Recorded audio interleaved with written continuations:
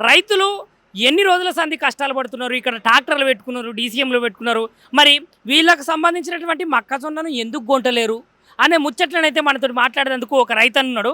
అన్న శనార్థే అన్న శనార్థి మరి ఏందే అసలు సమస్య ఎక్కడున్నది? ఇన్ని గనం ఉన్నాయి కదా, మరి ఇటు ట్రాక్టర్లు ఉన్నాయి, ఇటు డీసీఎంలు ఉన్నాయి, ఇటు వ్యాన్లు ఉన్నాయి, మరి ఇంత గనం ధాన్యం ఉన్నా ఎందుకు కొంటలేరు? మక్కలు దిగుతలేవు అసలు. ఎందుకు?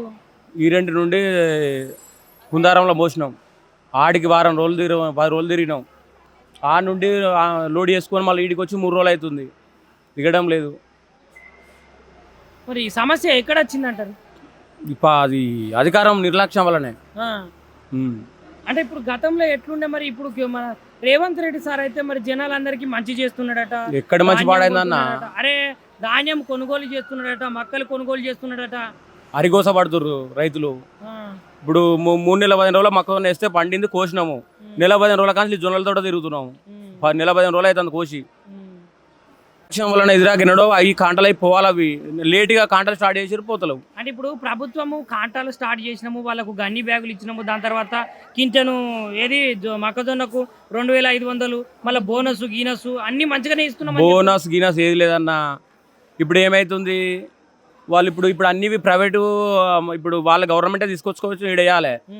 ప్రైవేట్ వాహనాలు మాట్లాడుకుంటూ అవుతుంది. భారతాన్ని కూడా ప్రైవేట్ కొనుక్కొచ్చుకొని వేసుకొచ్చుడు అవుతుంది.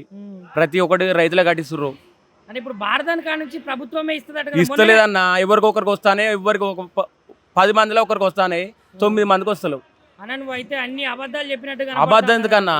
మరి రేవంత్ రెడ్డి సార్ మొన్న మీటింగ్ పెట్టి అని లక్ష చెప్తాడా? రైతులను మంచిగా చూసుకుంటాము, రైతులను రాజులు చేస్తామని చెప్పింది కాదు. రైతు దగ్గరకు వస్తే తెలుస్తుంది ఆయన రైతుల బాధలు. ఎన్ని రోజులు అవుతుంది మరి మీరు ఇవి ఇక్కడ పెట్టి? నెల 15 రోజులు అవుతుంది అన్న మొక్కజొన్న కోసి. ఇంతవరకు ఇంకా దిగల బండి బయటనే ఉంది. ఏ ఊరికి వెళ్ళి వచ్చిర్రా? మా దిగిరెండు నుండి వచ్చినాం. ఎన్ని బత్తాలు వేసుకొచ్చినాం? 115 బస్తాలు వేసుకొచ్చినాం. కుందారంలో పోసినాం, వీరెంటల నుండి. కుందారం నుండి ఇడికి వచ్చినాము. ఇంతవరకు దిగుతలేవు ఇంకా. మరి ప్రభుత్వానికి నువ్వు ఏం చెప్పదలుచుకున్నావే?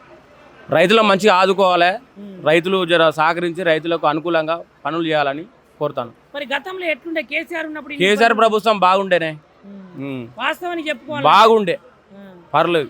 ఏం చేసిరే మరి అప్పుడు? ఇంత కష్టం ఉండేనా? ఏ కష్టం లేదన్న. వాటర్ బాగానే ఇచ్చారు, కరెంటు బాగానే ఇచ్చిళ్ళు, పంటలు పండినాయి. పండిన పంటను కూడా బరాబర్ తీసుకున్నారు టైంకు.